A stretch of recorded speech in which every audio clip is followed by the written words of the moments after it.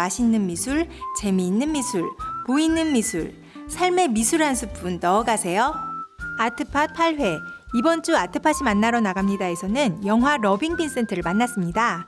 OCI 미술관 정관에서 펼쳐지고 있는 오원배 개인전, 갤러리 기체에서 열리고 있는 기물 개인전 트와일라이트, 용산 전쟁기념관 기획전시실에서 개최 중인 다빈치 얼라이브 천재의 공간, 이번 주 인사이드 아트마켓에서는 서울옥션 음정호 경매사가 작자미상이라는 흥미로운 주제로 이야기해 주시고요. 마지막 영상으로 세종문화회관 야외공간 큐레이팅 공간감전을 함께 찾았습니다. 아트팟 8회 시작합니다. Starry, starry night. Paint your palette blue and gray. 미술 전시를 주로 다루던 아트팟에서 이번엔 영화를 다룹니다. 빈센트 반 고흐에 대한 영화죠. 네, 아트팟이 만나러 나갑니다. 그래서 두 분 영화 다 보셨죠? 너무 재밌었어요. 그동안 고흐에 대해서 뭐 영화라든지 소설이라든지 여러 가지 나왔지만 이것은 유화 애니메이션이라는 점에서 되게 독특한 것 같아요. 이 영화는 사실 처음에 모금을 하려고 킥스타터에서 이제 캠페인을 시작했을 때 네. 짧은 샘플 동영상을 이렇게 같이 업로드를 했었어요. 그게 굉장히 인기를 끌었고 저도 그때 처음 봤었는데 그 당시에 이제 시도로만 해도 되게 신선하다 이런 평이었고 근데 저도 이제 잊어버리고 있다 영화가 나온 거죠. 세계 최초의 유화 애니메이션이 아니라고 하더라도 애니메이션 연출만으로만 봐도 굉장히 잘 만든 작품이에요. 예전에 우리가 셋이서 수다 떨 때 그런 얘기 있었잖아요. 그 고흐 작품은 좋은데 고흐를 아주 이제 신격화까지 하는 그런 마케팅 방식이 싫다. 특히 싫다고 하신 분이 계신데. 네. 빈센트 반 고흐에 대한 브랜딩이나 스토리텔링은 사실 지금 관점에서도 대단하다 싶은 수준이에요. 게다가 그때는 인터넷이라는 게 있던 시대도 아니고 정보의 전달 속도가 엄청나게 느릴 때였기 때문에 고흐의 마케팅적 성공은 정말 사례집에 들어가도 될 만한 그런 사례라고 저는 생각하는데 1934년에 어빙스톤이라는 작가가 러스트 포 라이프라는 책을 냅니다. 빈센트 반 고흐에 대한 전기 소설인데 작가의 주장으로는 자기가 되게 많이 연구를 해서 썼다라고 하는데 평가는 사실 그렇진 않아요. 근데 이 작품에서 반 고흐는 거의 기독교 성인의 반열에 오른 사람의 태도를 계속 취해요. 그러다 보니까 미국에서 이 작품이 베스트셀러가 되고 그 뒤로 갑자기 작품 가격들이 마구 뛰기 시작해요.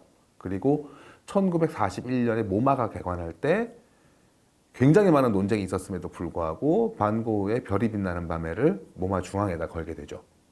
그리고 반 고흐도 인기를 얻고 모마도 인기를 얻으면서 이제 반 고흐의 브랜드는 더욱더 강력해진 거죠. 사실 이 영화를 보면서 그런 생각을 좀 했어요. 이런 신격화의 지점들이 아주 없다고 할 수는 없지만 그래도 이 영화는 반 고흐를 이렇게 좀 더 대단한 사람으로 만들기보다는 그의 작품들에 더 집중하고 있다. 맞아요. 그런 면에서는 참 어려운 선을 잘 지켰다라는 생각을 했어요. 전 친구들과 같이 보러 갔는데요. 예매하면서 되게 걱정이 많았어요. 그 미술 전공도 아닌 친구들을 데리고 지루하면 어쩌나, 재미없어 하면 어쩌나. 근데 다행히 친구들이 다 너무 재미있었다면서. 그런데 예매하기 조금 힘들었어요. 시간이 별로 하루에 한두 번밖에 안 하니까 제발 오래오래 길게 했으면 좋겠습니다. 네. 우리 영상 보면서 이 영화에 대한 이야기를 좀 더 이어가도록 하겠습니다.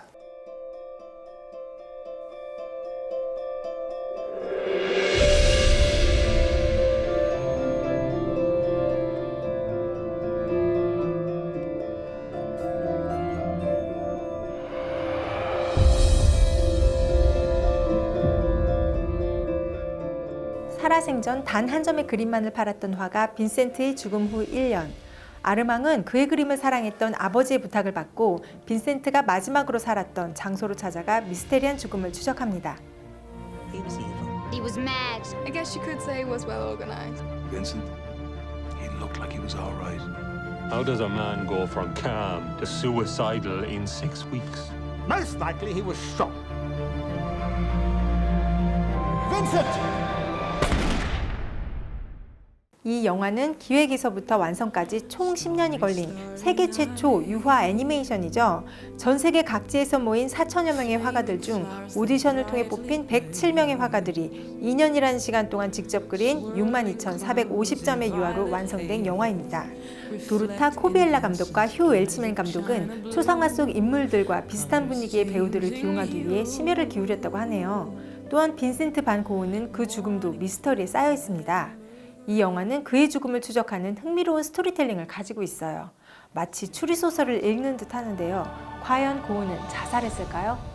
You're loving Vincent. 이 영화에 대한 두 분의 솔직한 감상평을 듣고 싶어요. 별점도 주세요. 저는 95분간 작품을 되게 몰입해서 본 느낌이었어요. 보통 작품 하나 보는데 한 5분 정도 이렇게 스쳐 지나가기 마련인데 95분간 앉아서 계속 변화하는 그런 작품들을 보는 게 시선을 돌려서 자막 볼 시간도 없을 정도로 몰입이 됐습니다. 저는 별점 5점 드립니다. 별이 5개. 네. 이 영화 러빙 빈센트는 기본적으로는 작품에 대한 사랑이 근간이 된 작품이다라는 생각이 좀 들어요. 물론 이제 고흐가 어떻게 죽었는가를 가지고 영화의 스토리를 짜나가긴 하지만 사실 그게 어떻게 죽었느냐 자체가 영화에서 되게 중요한 주제의식은 아니거든요. 오히려 저는 어떤 게 좋았냐면 그 고흐가 태우한테 보냈던 편지들을 이렇게 중간중간 읽는 장면들이 있어요. 그 장면에 이제 그때 그렸던 그림들이 이렇게 애니메이팅돼서 움직이는 걸 보면서 아, 저런 걸 보고 저렇게 써서 보냈겠구나라는 생각이 들더라고요. 그래서 저는 그런 장면들이 되게 이 장면들은 진짜 기억에 남겠다 싶은 장면들이었고, 개인적으로는 이 영화를 만들어 사용했던 원화들을 모아서 같이 전시를 해도 되게 재밌는 작업이 되겠다라는 기획자로서는 그런 생각도 좀 했습니다. 5점 만점에 저는 3.5. 까칠하시. 조정 엄청 잘 준 거예요.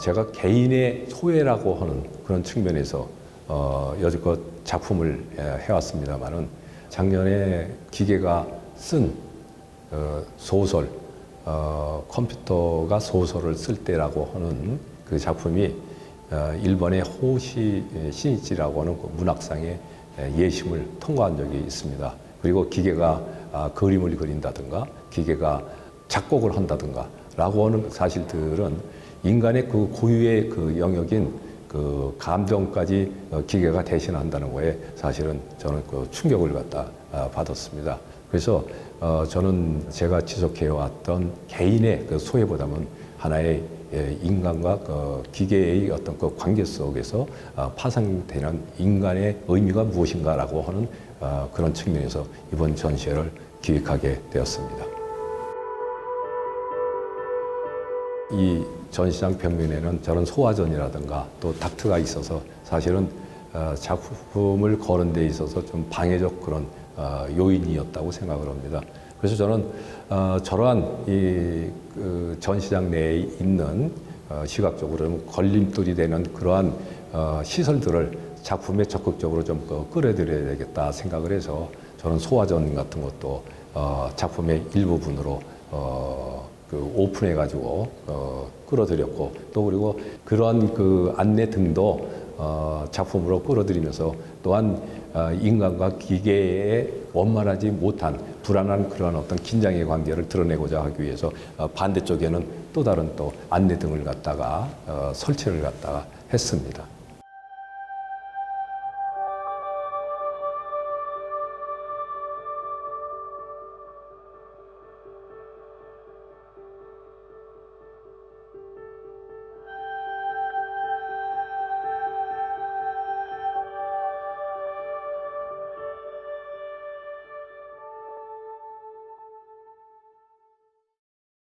네, 이번 전시도 그 장소성이 매우 중요한 전시라고 생각이 돼요. 오원배 교수가 맨 처음에 이 전시를 구상을 했을 때 그 OCI 미술관 그 구조를 염두에 두고 했는데 실제로 이제 전시장 가보면 32m짜리 대작이 벽면을 둘러가지고 이렇게 있습니다. 거기에는 기계화된 인간 군상들이 있고요. 그리고 중앙에는 오히려 인간처럼 보이는 기계 인간들이 배치가 돼 있는데 이 작품이 OCI 미술관 1층을 벗어나게 되면 아마 다른 느낌으로 다가올 것 같아요.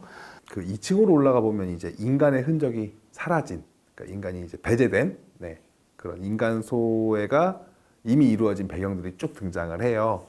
그게 이제 옛날 과거의 옛날 것처럼 낡았지만 미래에 대한 불안감을 같이 보여주는 마치 SF 영화에서 나오는 디스토피아 같은 모습들이 쭉 펼쳐집니다. 3층은 오원배 작가의 작품의 근간을 이루는 그런 드로잉들이 전시되어 있는데요. 주변 인물들이나 소소한 그런 사건들을 이렇게 작게 화폭에 옮기셨다고 해요. 작가님은 여기를 무색계라고 설명하시던데 그럼 무색계라는 것이 이렇게 단순하고 애들 그림처럼 그럼 담백하고 이런 세계인 건지 그런 의문이 들었어요.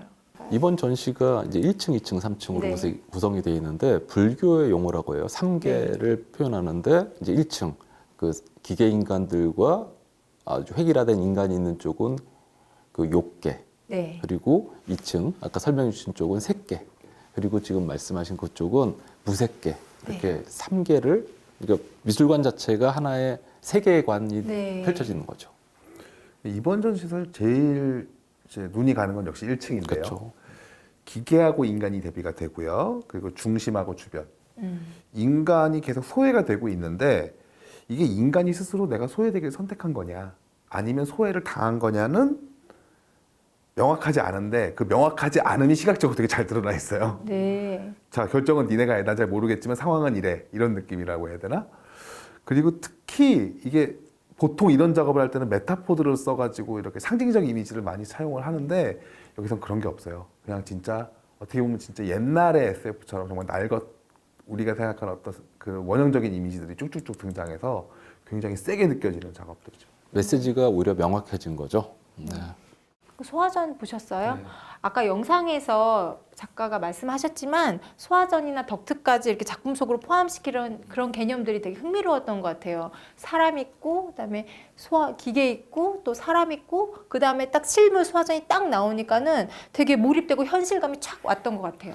장소성 문제가 또 등장하는 것 같아요. 네. 다른 데로 갔을 때는 소화전이 그 위치에 없을 네. 거 아니에요. 그 작가 오원배 교수를 그동안 이제 미술계에서는 쭉 청년 작가라고, 사실 청년은 아니시죠. 물리적으로 청년은 아니신데 그 부르게 된 이유를 알게 한 전시였던 것 같아요. 매번 전시 때마다 같지가 않아요, 주제가. 그리고 그 주제에 대해서 아까 상현 소장이 말했던 것처럼 메시지를 명확하게 날리는 그런 전시였던 것 같습니다.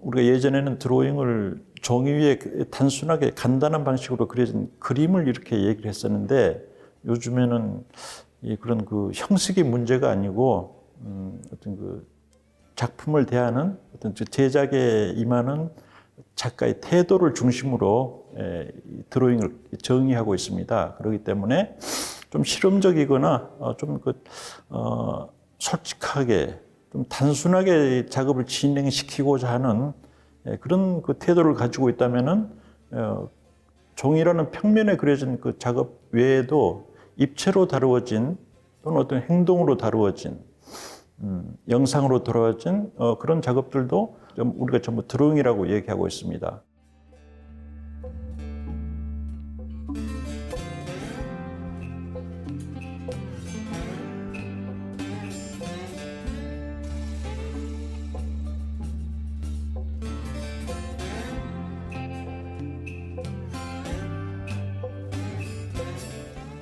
이번 작업의 주제는 트와일라이트 존, 이 스튜디오라는 그런 개념입니다. 말하자면 중간지대에 있는 작가의 스튜디오, 그거를 소재로 해서 한 작업들인데 저뿐만이 아니고 작가들은 보통 현실하고 비현실 중간, 그 중간 영역에서 보통 작업을 하거든요. 그리고 이제 이 캘리포니아를 습관적으로 다니면서 굉장히 그 중간지대와 비슷한 어떤 그 풍경들을 많이 봐왔어요. 거의 폐허가 된 뭔가 조금 어두운 면을 드러내고 있는 그런 풍경인데 그 풍경들을 소재로 지금 이 중간지대를 표현한 그런 작업이라고 할 수 있습니다.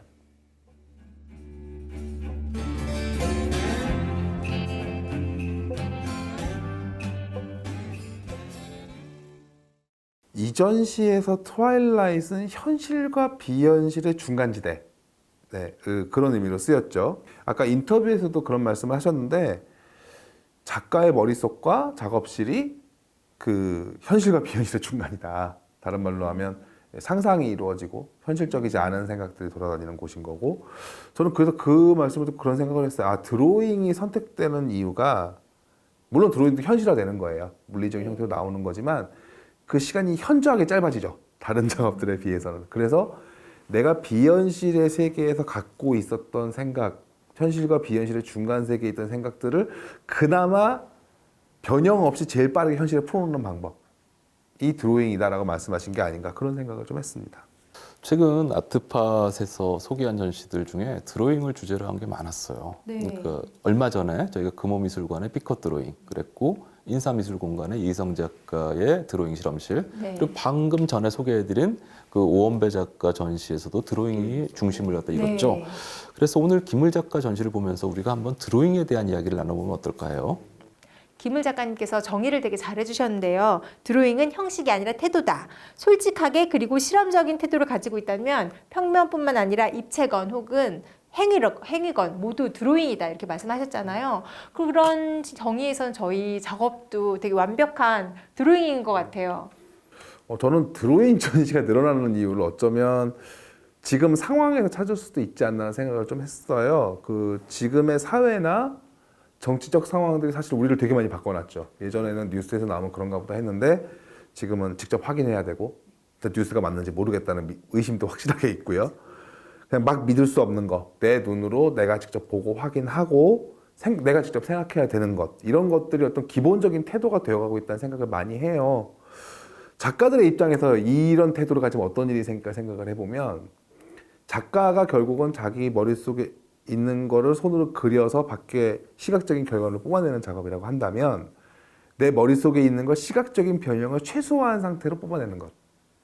내가 지금 생각한 걸 최대한 변형 없이 이해하기 쉽도록 전달하는 것. 저는 이게 어쩌면 사회적 상황이 이런 것들을 요구하기 때문에 작가들도 드로잉에 집중하게 되지 않았나, 좀 이런 생각을 해봅니다. 김을 작가 드로잉의 매력은 사실 이번 전시에서 작품 하나하나마다 드러나는데, 저는 개인적으로 캔버스 천을 캔버스 프레임에서 떼어내서 또 다른 프레임에다 넣은 작업이 있어요. 저는 이 작품을 보면서 자기 부정의 밑바탕에는 가장 자기 긍정의 의지가 있다라는 말을 떠올리게 됐습니다.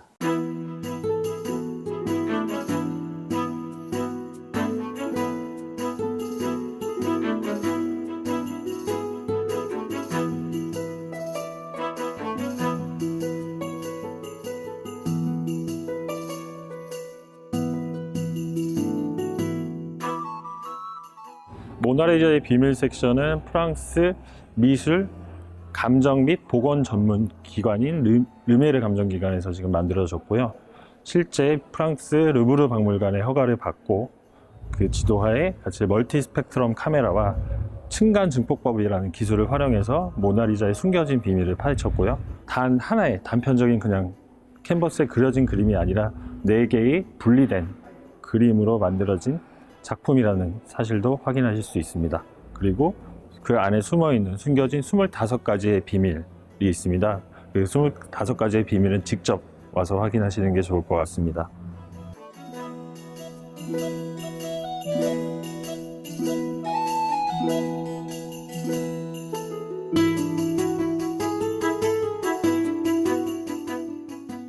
레오나르도 다빈치 그의 작품뿐만 아니라 인간적인 모습, 이걸 르네상스 맨이라고 보여줬던 그의 생애까지 한눈에 조망할 수 있다는 게 첫 번째 특징이고요. 그가 실제로 꿈꾸고 설계하고 머릿속에 그렸던 작품들을 이탈리아 레오나르도 다빈치의 장인들과 함께 실제 크기로 만들고 그 일부분은 체험할 수 있게 만든 그 존이 두 번째 특징이고요. 세 번째 마지막으로는 그가 지금 그리고 계속 남아있던 모든 다빈치에 관한 작품이라든지 뭐 해설, 그리고 그가 살아온 마을까지 한눈에 조망할 수 있는 그런 미디어 아트, 그 부분까지 보시면은 충분히 다빈치를 경험하지 않으셨나라는 생각이 듭니다.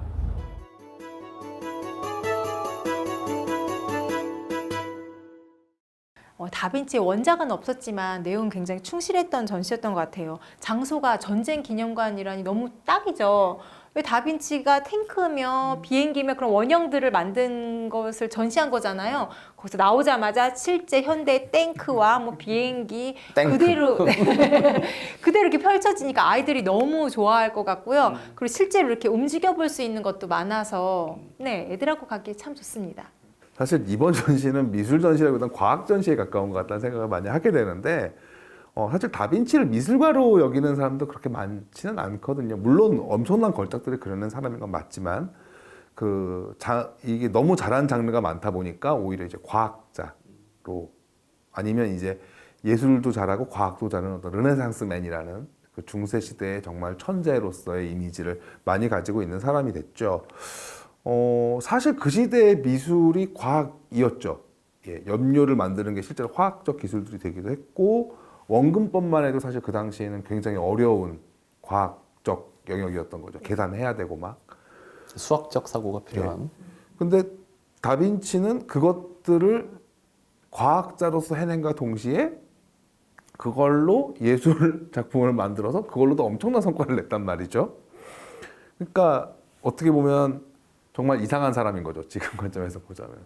우리 이 녹화하는 주에 그 다빈치 작품이 사상 최고가 금액에 낙찰이 됐어요. 그 크리스티에서. 그래서 아마 이 낙찰을 계기로 모든 사람들이 다빈치가 뛰어난 화가구나 그렇게 생각을 할 것 같아요.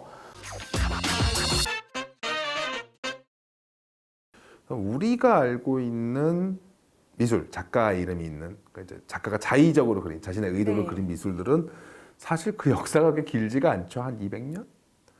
그 이전의 대부분의 작품들은 사실 누가 그리냐보다 누가 의뢰했느냐가 더 중요했고 어떤 걸 그리냐보다 어떤 걸 그리라고 의뢰 받았느냐가 더 중요했던 작품들이죠. 그리고 국립이나 공립 지금으로 따지면 이런 데서 의뢰받은 작품들은 작가의 이름도 아예 쓰지 못하게 하는 경우들도 많았고요. 이번 주 인사이드 아트마켓에서는 서울옥천의 음정우 경매사가 이 작자미상이라는 아주 흥미로운 주제예요. 그 작품과 함께 이야기를 해주십니다.